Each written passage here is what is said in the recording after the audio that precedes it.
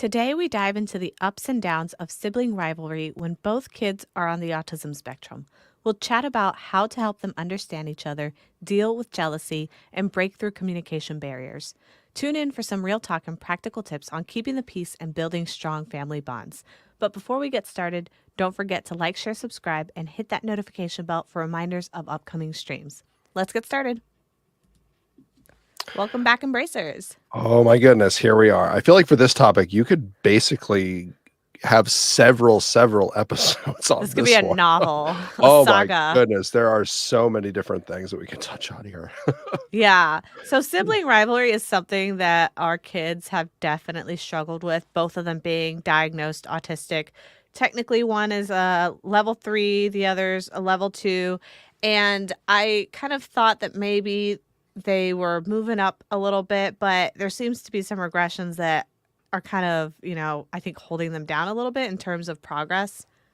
And some of the things are kind of catching me off guard a little bit because like Lee and I don't really put like a lot of emphasis on like being like, oh, the best at something and like be like super competitive and all this. Like it's not necessarily like in our personality. We're pretty laid back. So originally it kind of caught me off guard because it seems like our oldest is very competitive. And I'm kind of like, where did that come from?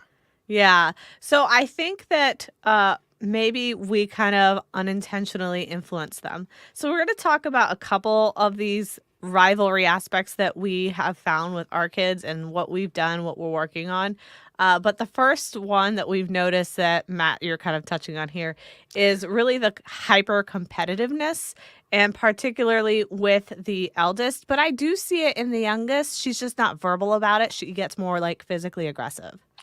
Right, and I think she also knows how to, like, push her sister's buttons, so she might not necessarily kind of, like, come about it the same way. She kind of knows, "Oh, if I say these few words, it will get my sister super, like, upset, and then I can, like, win or, like, be successful at whatever I'm doing, essentially, without putting in the same effort." Um, so it is interesting kinda seeing how their different minds kind of work and kind of manipulate the situation, but, yeah, it's kinda been a struggle for I mean, for what, a few months, several months that we've been kinda contending with this? Well, ironically, I think it's more of like a year if you think about it, or a little bit Mm. longer than that, because we used to have the reverse problem. So it started out that our youngest actually had a really hard time advocating for herself because she was primarily nonverbal, or at least like really selective with her speech and when she would use it.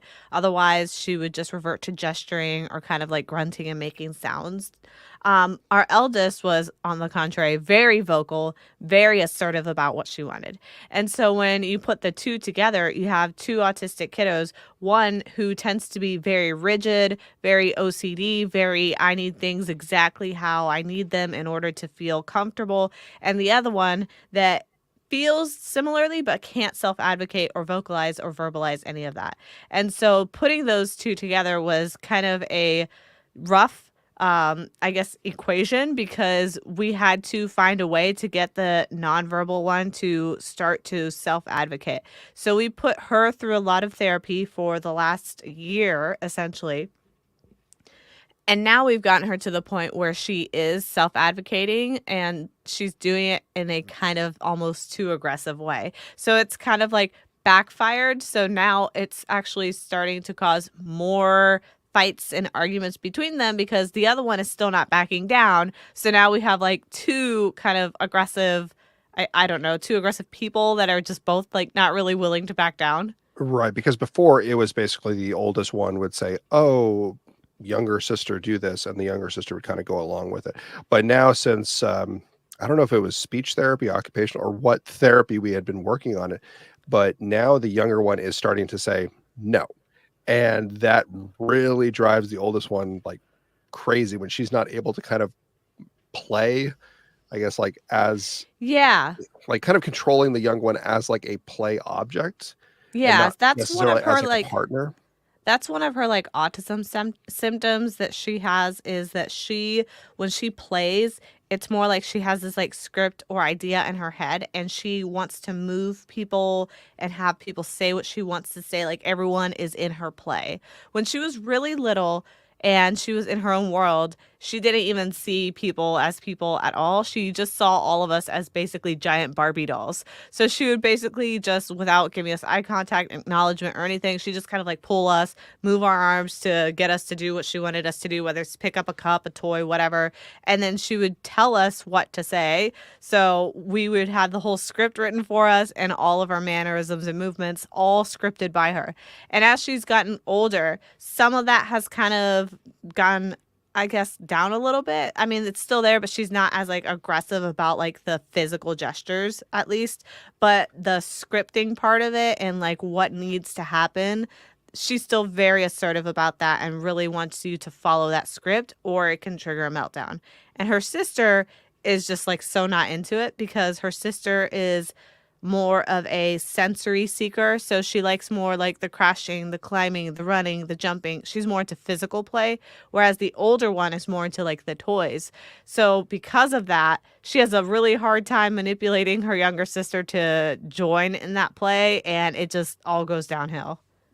And we can kind of see it flaring up like as soon as the little one kind of says like no, we hear like our oldest kind of do like a like grunt, A like growl. frustration, and then we like kind of immediately kind of like, oh, okay, like we need to like kind of like talk them down a little bit because sometimes the older one will kind of get a little bit more aggressive because she'll want to like force the younger one into doing what she wants to do. So sometimes we will have to kind of like her down and say like, oh no, like she doesn't want to play this way. You have to kind of respect that and kind of set up a little bit more like boundaries of like what you are able to do with your siblings and what you're not able to do, but you obviously cannot force them to do something that they don't want to do. So that's we've been trying to do a lot of like talking through and deep breathing and trying to kind of regulate her back to kind of a normalcy with that a little bit. So that's like one technique that I would say that we've had some success with through the last year or so. Yeah, we've been working really hard on empathy for both of them because they both struggle with understanding the concept of empathy. It's not that they don't care about another person's feelings, it's more like they can't understand what feelings you're feeling at the time. Therefore, they can't express empathy because they don't see the situation as a situation that requires empathy. And one of the things that I've seen, for example, is if the oldest one is trying to persuade the younger one to play a game that she doesn't want to play, she will get in like a meltdown mode where she will start like throwing things or she'll start saying the opposite of what the sibling is saying.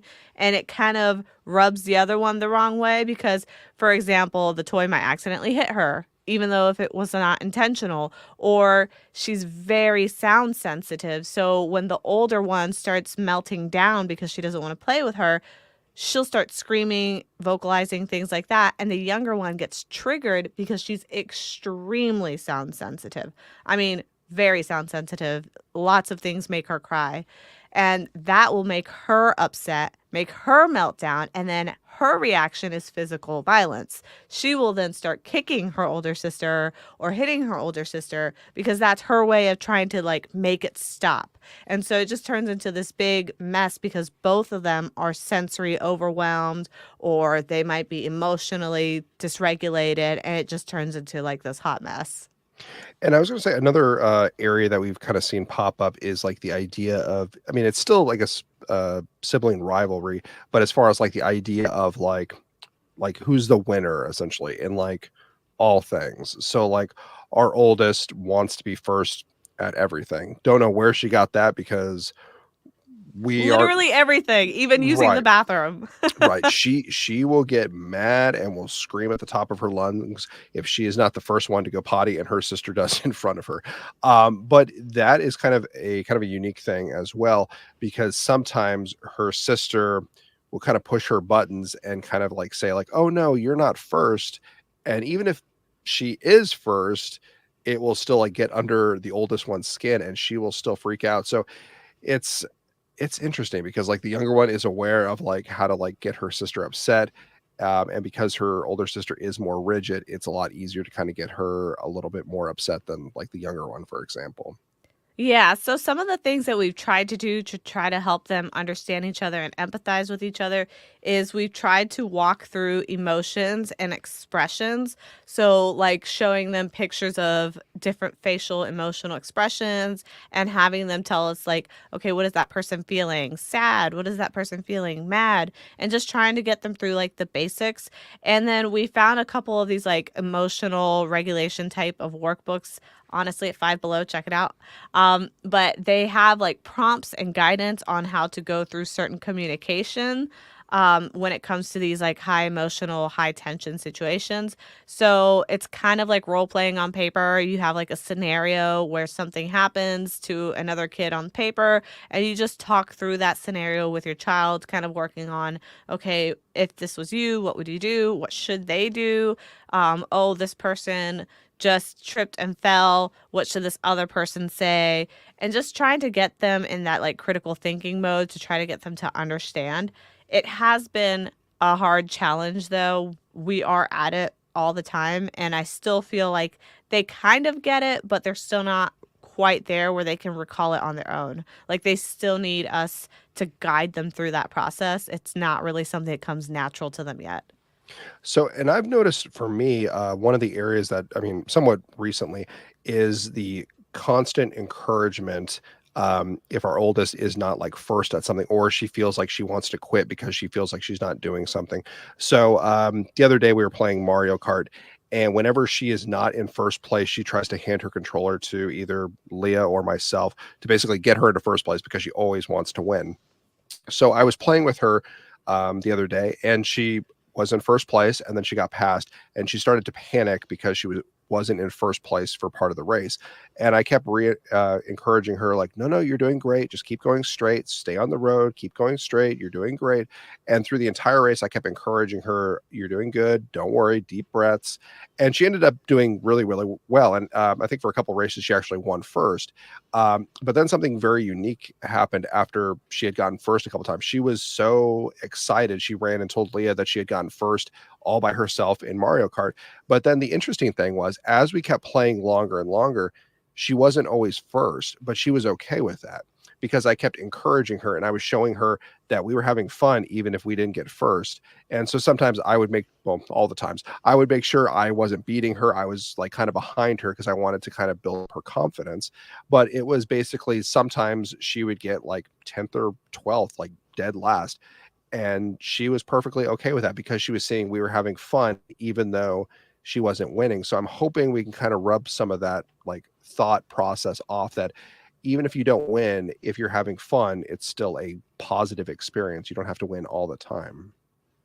Yeah, because part of what's causing that rivalry between them is that competitive nature between them. So we basically have had to go back and forth between allowing them to play like multiplayer games together or not, because it just gets a little sketchy when one of them overreacts to losing, which again, part of that can be just normal sibling rivalry too. But I think that because right now, for example, Mario Kart is like her special interest, it is like an inflated, overreactive reaction because of the autism. So I think that that just adds a little layer.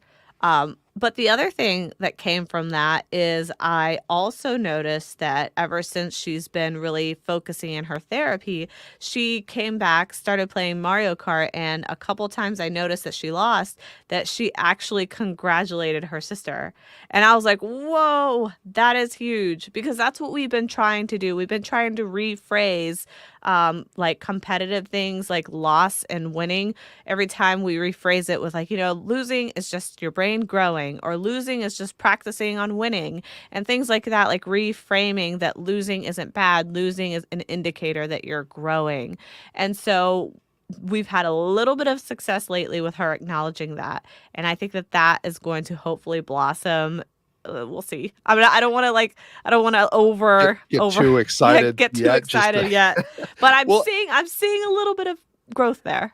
well, I was going to say, and honestly, I think because we have so many of our therapists kind of like focusing in on that, because that's kind of like one of like the major concerns, because that kind of causes meltdowns. And I mean, it is kind of the main thing that we're contending with, I think, for the most part right now. So, I mean, we have like her occupational therapist as well as like speech therapy and then play therapy, all kind of focusing on working in a way to try and like coordinate efforts so that they are able to kind of show her, okay, like we are able to kind of navigate this world, even if you're not first at something, it's okay.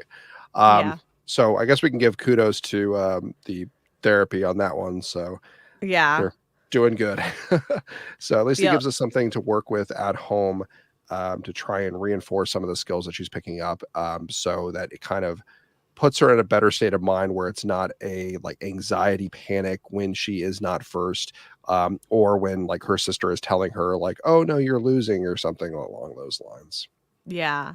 The other thing that I've noticed when, well, basically since we've brought our newborn home, who is now 2 months old, is that they both have this sense of jealousy that's kind of like underlying, like beneath the surface. So it's not like this blatant, obvious type of sibling jealousy, which again is natural. But I noticed that it's kind of more subtle, and I feel like their autism probably impacts it in this way because the youngest one, for example, she has a really hard time understanding her emotions, communicating things. And when she's feeling big feelings, usually she gets quiet. She doesn't really express them or really do much of anything. And that's how I've kind of gotten the vibe of when she's feeling jealous or underappreciated or whatever it may be. So, what I've noticed with her is she tends to just get real quiet, and sometimes she'll maybe like try to sit next to me or something like that when I'm with the baby. Um, and so what I have tried to do there is anytime I'm not doing something that's like essential with the baby, like I'm not feeding the baby, I'm not changing the baby or putting her to sleep, I try to kind of put her a little bit off to the side and then make a big show or deal out of spending time with my youngest. So I will invite her over and be like, "Hey, come on over. You want to snuggle? You want cuddles?" I'll tickle her. I'll ask her if she wants me to read a story or whatever it might be, just to make sure that she understands that there's no need to be jealous because I still have that time for her. And I was surprised because I think it's over the last couple of days I've noticed both the older one, I mean, kind of giving a like a long hug to you, like just like sitting there, and she was hugging you and just like smiling, like she was just completely content with just like a long hug. And usually, like I feel like sometimes she snuggles, but like this was like she was like very happy, just like having like a very long hug that lasted. I mean, for I mean several minutes. And same thing with the little one. I think I'm trying to remember what she said essentially like today, when you had the baby and then you handed the baby to me so I could hold her while you kind of snuggled with her, that she like wanted to be held or something along those Yeah. lines, that she needed like a hug or something. Um, so there are, I mean, yeah, that is definitely, I guess that would still fall under the sibling rivalry that we don't necessarily think about because obviously the baby isn't really They're fighting saying for anything. attention. Right, she's just there. But that kind of factors in as far as, like, the jealousy component, and obviously they are siblings, so they are still trying to, in a way, fight for our attention and time and our energy and love and all that. I mean, Yeah. we still love them all, but as far as, like, our one-on-one attention. Yeah. And we had my mom stay with us for several months after, before and after I gave birth to kind of help take care of the family. And one of the things that she mentioned while she was here that kind of made me think of our girls was she said that when I was young, I didn't really self advocate when I was feeling certain ways. So if I was feeling upset or angry or happy or anything, that I kind of stayed to myself, and she never really knew that I was feeling those things because I didn't express them verbally and I didn't really show them on my face or anything. So I was just always kind of neutral. And that's kind of like that autism flat affect that a lot of people have. And this is something that as she visited us, she said she noticed in our kids, especially in the oldest one, but also in the youngest. And she was saying like how she was getting flashbacks to raising me as a kid, basically saying like, wow, they're acting just like you were. And from that conversation, she actually gave me some good advice that I think is great advice to share with everyone else, of basically making sure that we don't take our kids' flat affect for granted, because just because they're not expressing distress or they're not verbally communicating distress doesn't mean they're not feeling it. And that is what I kind of went through myself, and she understood as a parent was difficult. And now I am kind of seeing that as like a different perspective with our kids, that whenever I see them too quiet, I'm always analyzing their behavior to try to see if I feel like they actually are in distress and just are not able to show it in any way.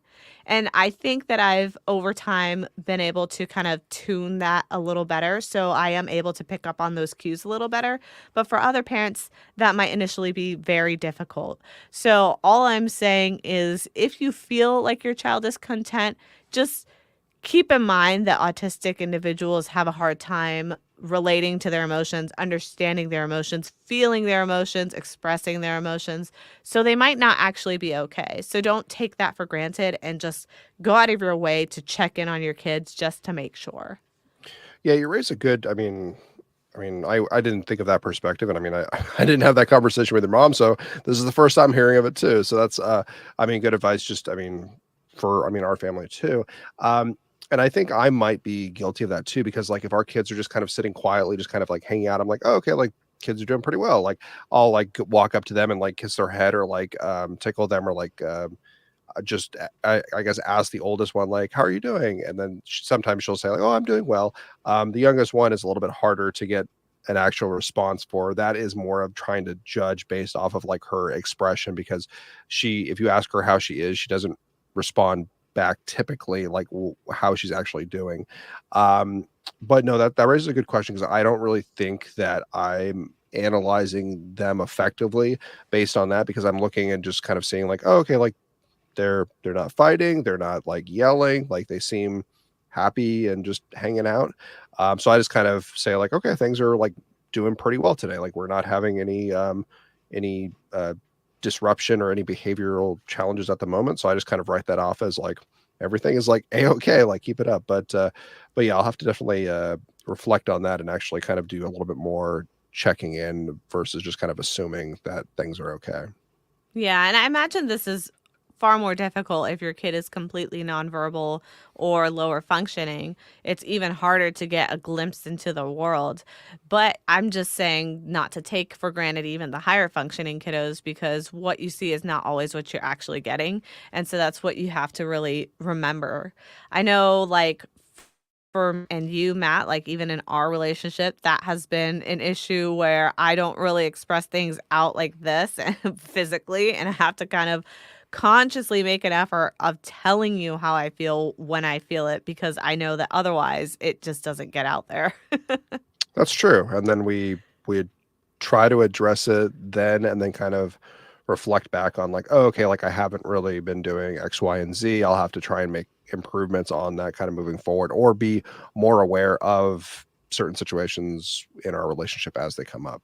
Yeah, but that's something that I like to mention because, again, my mom, when she was out, she could tell because we were dealing with a newborn. So obviously, we're under like stress with the sleep deprivation and all that stuff. And apparently, I was just kind of like on robot mode where you're just getting things done.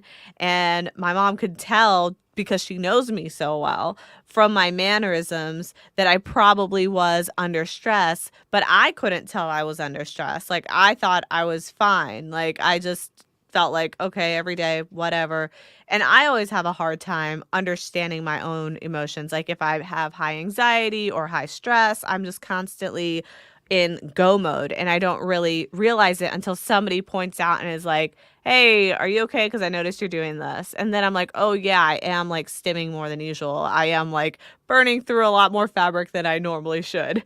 And that's when I realize like, "Oh yeah, there is something going on." So I've tried to take that in, especially with this visit with my mom, and realize like, hey, my kids might be going through the same thing. So when it comes to these like rivalries and they're arguing, there might be something underneath that surface that we don't know because they're not able to express it, especially with like their sensory triggers where they're constantly triggering each other because they are basically complete opposites when it comes to their sensory needs.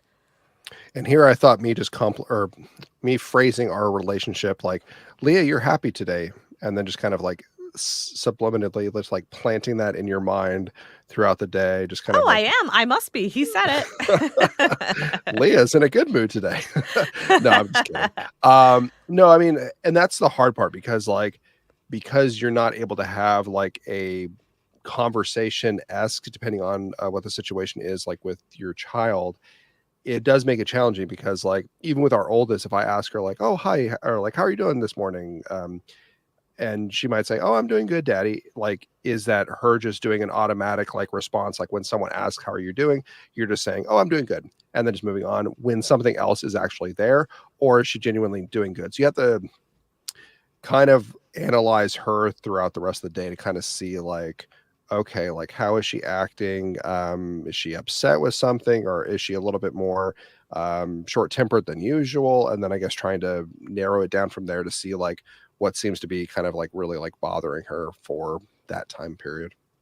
Yeah. So some of the things that we've done in addition to what we've already mentioned is try to give our kids some scripts to follow through these like discussions. So Matt might be with one while I'm with the other, and we kind of try to help them have a conversation. So I might tell the one who's frustrated, can you tell them, like, hey, that made me mad? And tell the other one to say, I'm sorry. And then the other one, I forgive you. Like, we're kind of prompting them on what they should be doing or saying. The good thing about that is they're learning these scripts and they're able to memorize these scripts. The I'm sorry, I forgive you tends to work a little smoother than before, except for the fact that the oldest one seems to be very what would you say, rebellious. And Yeah, refuse oh yeah. gosh. She Sometimes refuses to say exactly what we ask her to say. She always wants to say something that's similar to, but not exactly. right, I'm not sure if she well, I mean, it's kind of both of them because I'm not sure. Like the youngest, sometimes she won't say what like kind of exactly what we're saying, but I think that's more of like her just kind of being like, I don't know. I get it like kind of like a sassy, like she's I trying to think like it's the pull. PDA for the oldest. Yes, but for the youngest one, I think she gets a kick out of like not following like the line that we're trying to like put in front of her. So I think she kind of gets a kick out of that. The oldest one, I Yeah. think it is that she wants to kind of defy kind of the I don't know the parents essentially. Yeah. Um, Yeah, and it gosh, and it really takes a long time to sometimes, depending on, the moods with the kids to try and get them past that phase. Sometimes it's real quick. They'll say their apology, and then the other one will say, "Oh, I forgive you." And then I'm just kinda, like, standing back, and I'm like, "Well, that worked out really well." But then sometimes, yes, it definitely is, a very painful struggle to kinda get to that happy place. Yeah. So basically overall, we have not completely figured this out. This is still like a process that we are in, that we are learning as our kids grow and hopefully mature. But we have learned a few successful things, such as trying to give them the scripts and also working through those emotions so that they understand that, hey, it's okay to experience the emotion. It's okay to feel the feelings that you're feeling. It's not okay to act the way that you're acting with your sibling, for example, hitting, throwing, calling names, whatever it may be that your kid is doing or our kid is doing. So that's what we've been really working on. And we've been working with their therapists to really work on whatever those triggers are. So if you notice that there's a pattern to when these behaviors ramp up, like for our oldest daughters, it's that hyper competitive and having to be first. We know that's a trigger for her with her sibling. So we are targeting that specific trigger. So for us, the goal is really to try to help them identify and understand the triggers so that they can then work through those.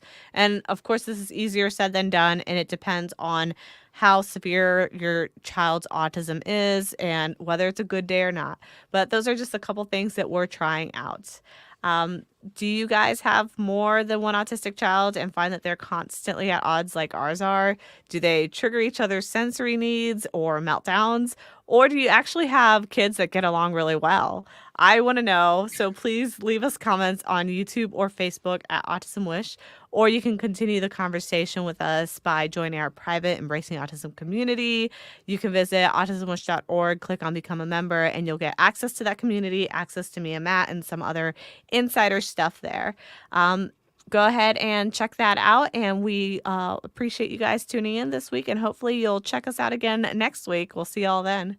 All right. Bye. Bye.